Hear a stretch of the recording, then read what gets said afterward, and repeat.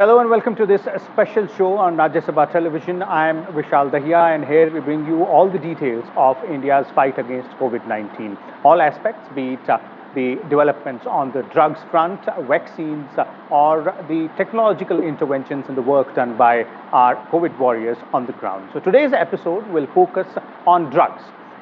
One of the drugs, a combination rather, two of them, that is favipiravir and umifelovir, are being tested now. A clinical trial has been approved by DCGI, and the trial is known as FAITH trial, which will begin soon. We'll now talk about this particular trial only and these two drugs as to how these two drugs work against COVID-19 and what is expected in these trials and how long before we have that final result. And for all this, we are joined by a distinguished panel of guests that we first introduced them to you, beginning with Dr. Monica Tandon, the Vice President and Head of Clinical Development Global Specialty of Glenmark Pharmaceutical Limited, the company which is developing these drugs and doing the trials as far as these two drugs are concerned. We are also joined by Dr. Ram Vishwakarma. He is the Director of CSIR's Indian Institute of Integrative Medicine, and Dr. Shahid Zamil, well-known virologist and the CEO of Wellcome Trust DBT India Alliance.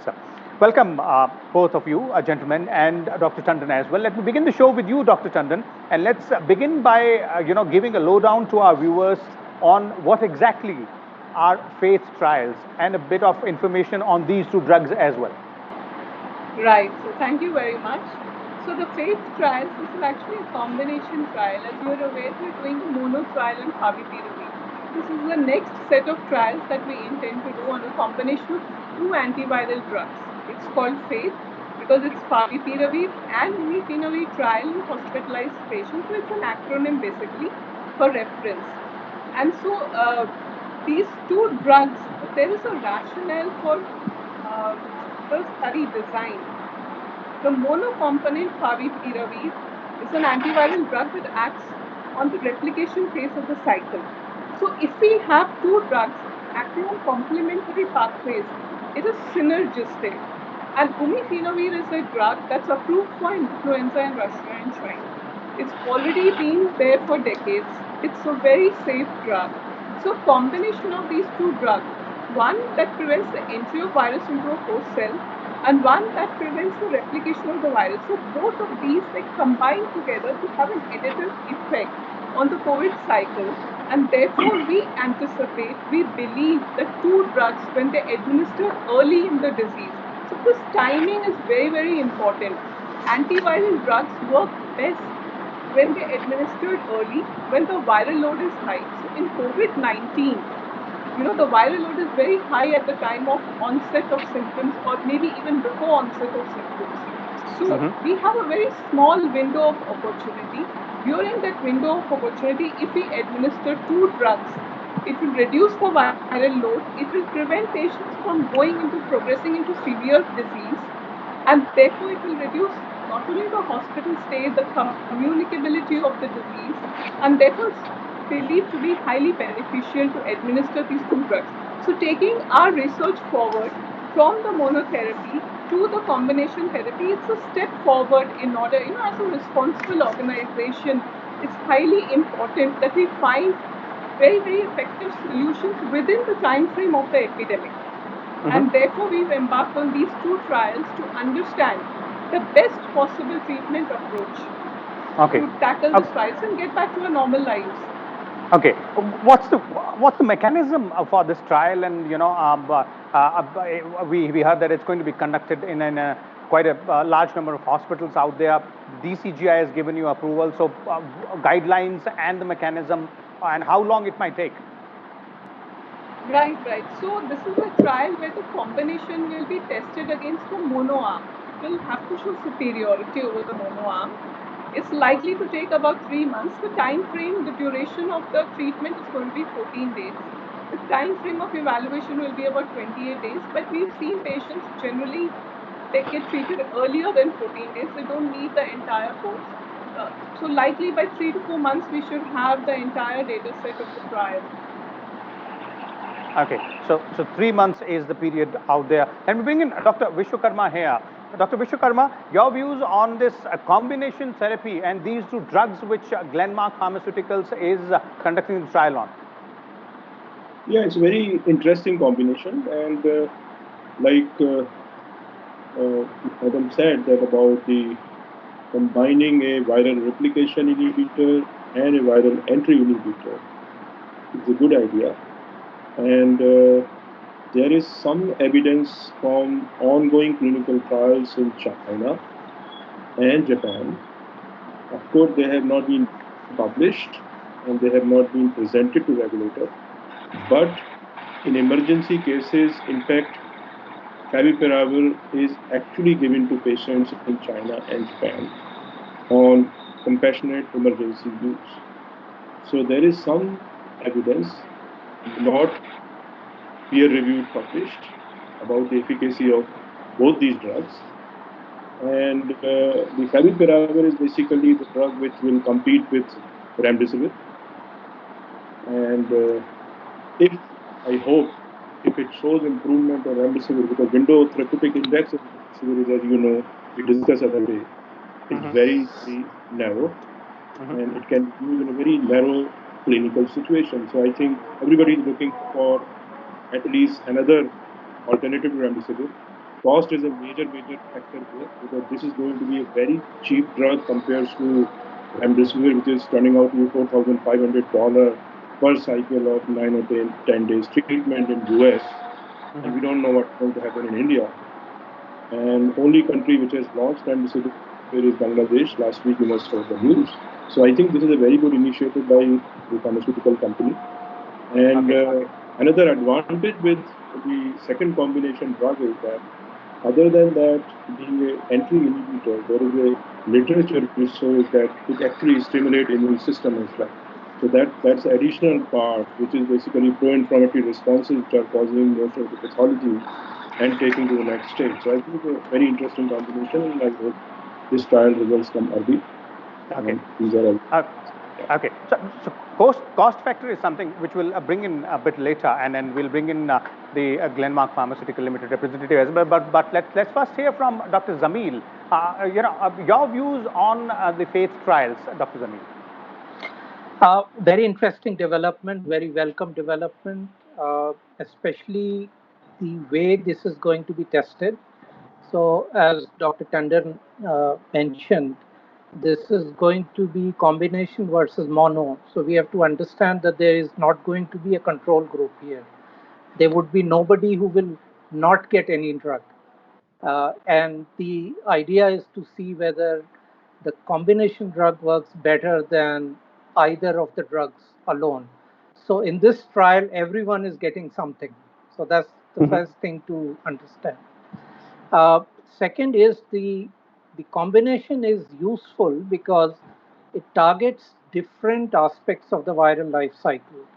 Favipiravir is a drug that inhibits the RNA replication machinery.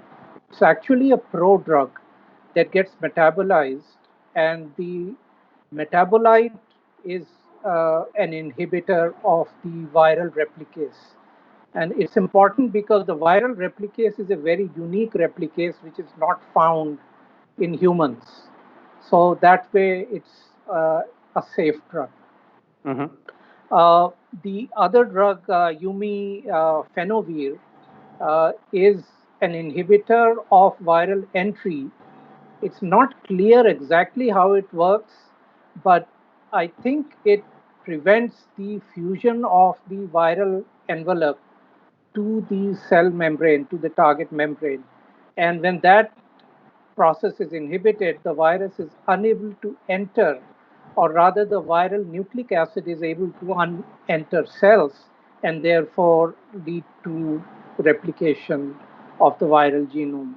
So good combination.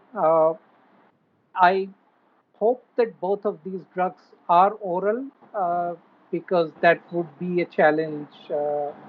And the use of these drugs early is very important because if you allow the virus to replicate to high numbers, then things go out of control.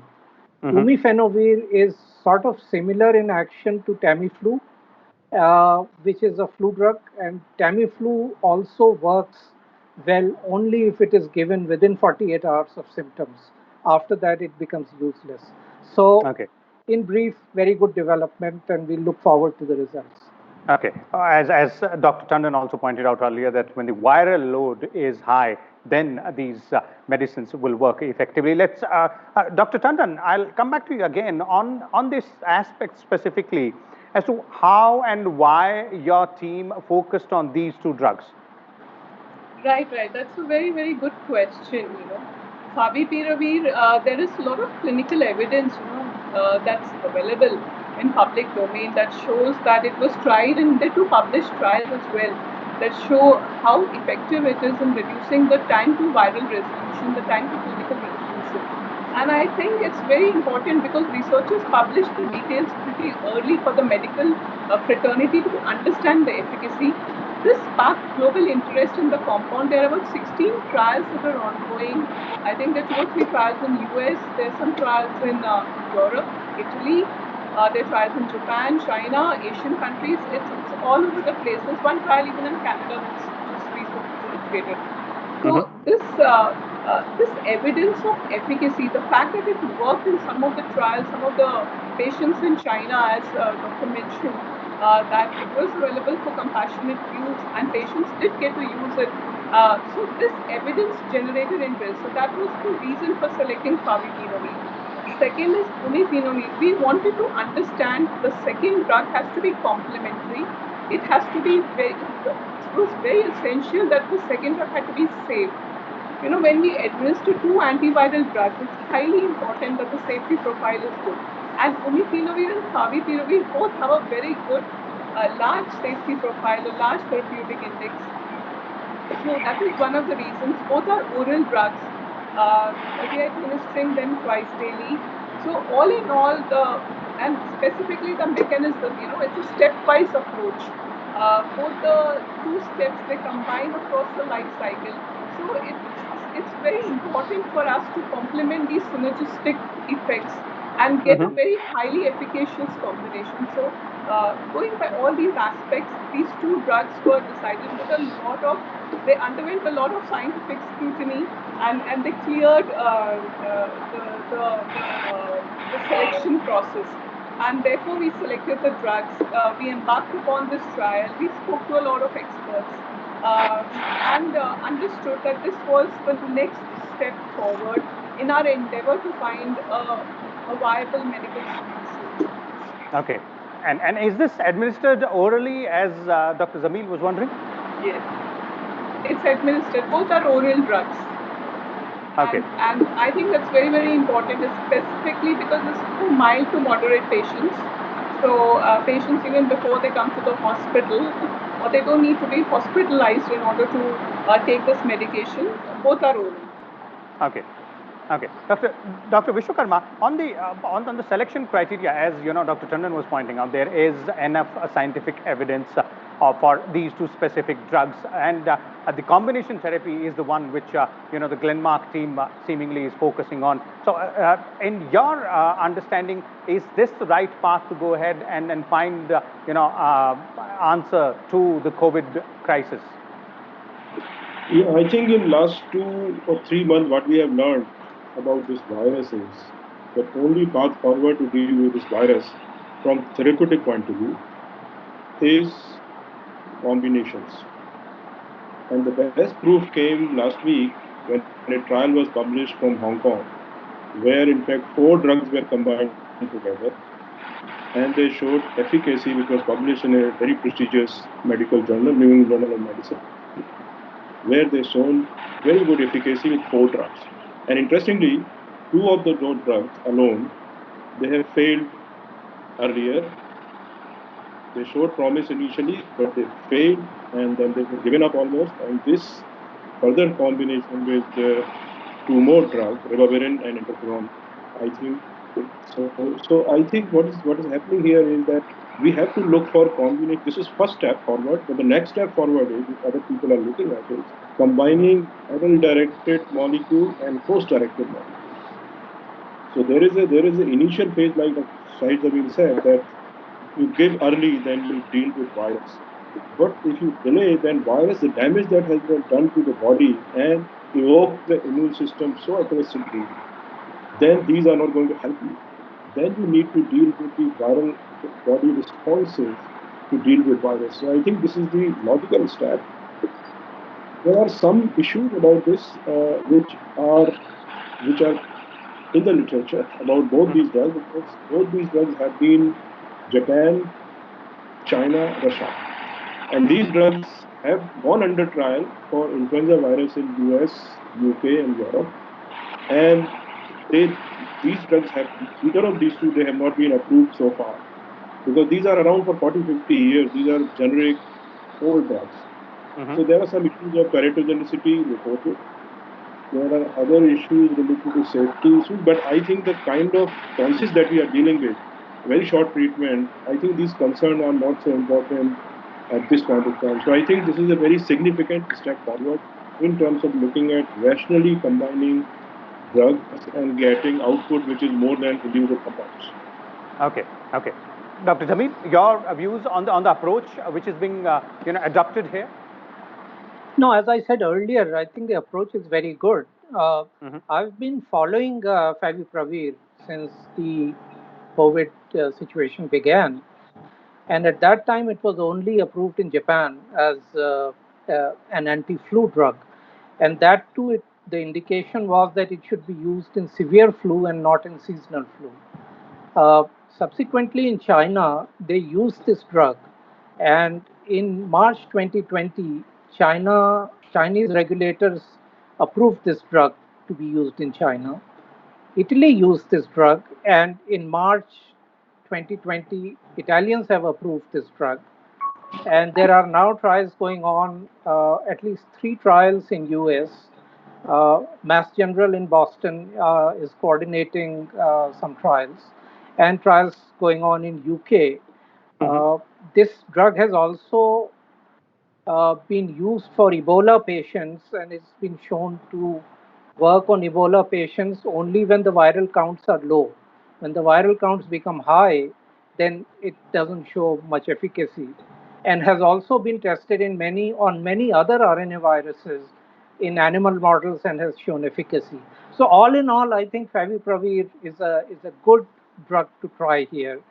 And the other drug, Umifenovir, again, this is a drug that was initially approved in Russia and China, and works with a different mechanism on the virus. But interestingly enough, this drug also causes effects on the host by increasing the humoral immunity, by increasing interferon production, which is the first step of innate immune responses, and also by inducing phagocytosis, which is a process where cells in the body are primed to engulf the virus and destroy it. So overall, the mechanisms are complementary. So it's a very hopeful, very good combination, and we'll eagerly look forward to results of these trials. Okay, a very, very hopeful and a positive development out there. Dr. Tandon, in terms of challenges, because as both Dr. Vishwakarma and Dr. Jamil pointed out, in terms of the way this drug has been looked upon or researched, and there are obviously scientific evidences as well. But you spoke about the reasons behind going ahead with these 2 drugs. What are the challenges, from here onwards? Every researcher has some or the other expectations. Right. I think conducting a trial within an epidemic or within a pandemic is itself a very big challenge, because it's not the usual norms that you follow. You have to do remote control all the time. You're on video conferencing with the doctor, so there are a lot of limitations. I think the very fact that within the time frame of the pandemic we have to bring forth a solution is itself, I think, one of the biggest challenges of our times. And of course, research is ongoing. As you said, the corona warriors, the front warriors and the back end warriors, all are at work to overcome all these challenges. But I think there is a way forward. and we will be able to come out with good data enough to ensure that there is evidence for efficacy as well as safety of these drugs. Okay, let's also talk about the cost aspect, something which Dr. Vishwakarma mentioned in the beginning. If at all, this is successful in next 3 months, what kind of cost analysis we might be looking at here from the perspective of this being available for general use? Right. So you see, at the moment, the current challenge is to find a viable solution. So, as a head of the clinical development team, it is our endeavor to identify various means and methods to find that cure.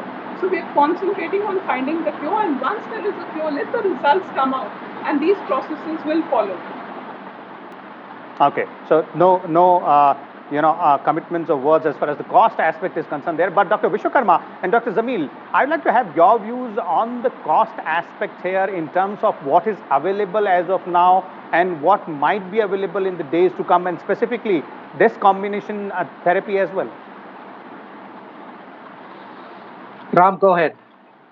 Dr. Vishwakarma. So both these drugs are, why I'm saying this, I'm saying on the basis of our own work in last 3 months.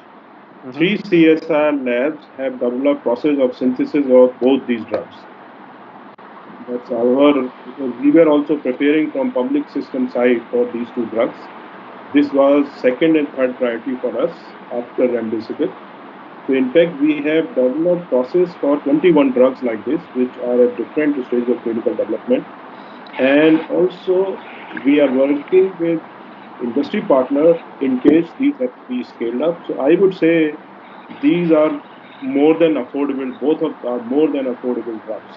And since both of them are out of patent, there will be enough competition in the market with this company, and there is another big company which also got approval for clinical trial on the same day when this trial was approved. They are also carrying out trial of their own. So I think there are enough players in the market in India. I in fact go one step further that perhaps our companies will provide these drugs if they are successful not only to India, to outside world also at affordable cost. So both are very affordable from our own direct work on these two drugs. Okay, Dr. Zamil, from your point of view, can this be affordable? Well, it's not a matter of can this be affordable. I think it should be affordable. The development cost, since these are drugs that have been around for a long time, and there are generic versions of it. And as Dr. Vishwakarma said, CSIR labs have also developed processes for it. This is all pointing towards making these drugs affordable, because the world depends on India as the world's pharmacy to provide affordable drugs. And if we can do this in this hour of crisis, then we would have shown the world what we are capable of doing. So I think it's very, very important that we move fast on this, and hopefully it will show efficacy. And the next step would be to make this affordable, because remember, we are not just going to be providing this drug to people in our own country, but we will be providing it to other developing countries. Africa imports is India is the third largest supplier of drugs in Africa, and we have a really good brand image in these countries because of our pharma industry. So I'm sure that will be enhanced further if we are successful in this. So let's all hope and pray that we are successful. Okay, definitely. The focus and the idea here is to be ensuring that this becomes successful, and then it should be made affordable, as Dr. Zamil is saying. Before concluding this, one more question, Dr. Zamil, and that is, to sum up and give a sense of the situation to our viewers. This is one trial which is happening with two drugs, a combination therapy. Apart from that, if we look at options which are available and which are being worked upon right now by researchers, specifically from Indian perspective. Well, this is one trial, and we need many more trials. And as Dr. Vishwakarma said, there are 21 off-patent drugs. that for which CSR labs have developed processes. And Indian pharma is known all over the world for making things affordable, inexpensive, and our companies are experts in formulation. So let's just hope that this is just the start of a very good phase in which India will come out with good drugs.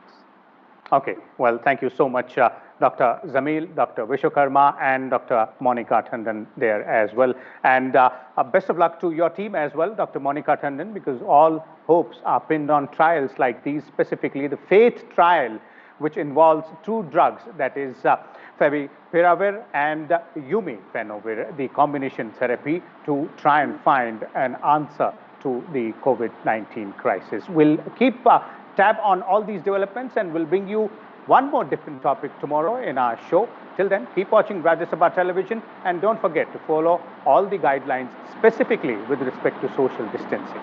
Thank you.